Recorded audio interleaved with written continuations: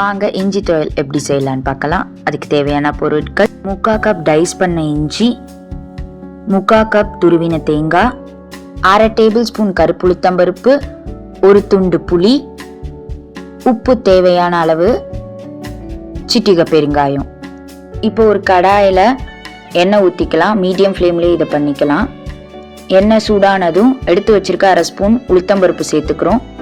உளுத்தம்பருப்பு நல்லா வதக்கிக்கலாம். இது கருப்பு உளுத்தம்பருப்பு தான் இந்த துவையலுக்கே சுவை. இப்போ அது கூட இஞ்சி, எடுத்து வச்சிருக்க தேங்காவை சேர்த்துக்கலாம். இதை இப்போ நல்லா வதக்கிக்கலாம். அது கூட ஒரு துண்டு புளி, உப்பு தேவையான அளவு, சிட்டிகை பெருங்காயம் சேர்த்துக்கலாம். சேர்த்து இதை நல்லா வறுத்துக்கலாம். வீடியோவில் காட்டுற மாதிரி ரோஸ்ட் ஆனதும் ஆற விட்டு ஒரு மிக்ஸி ஜாரில் சேர்த்துக்கலாம். அது கூடவே கொஞ்சம் தண்ணியும் ஆட் பண்ணிக்கலாம். இதை நல்லா ஸ்மூத் பேஸ்ட்டாக அரைச்சி எடுத்தீங்கன்னா நல்லா காரசாரமான இஞ்சி துவையல் தயார். இதை நல்லா சூடான சாதத்தில் போட்டு சாப்பிட்டு பாருங்கள்.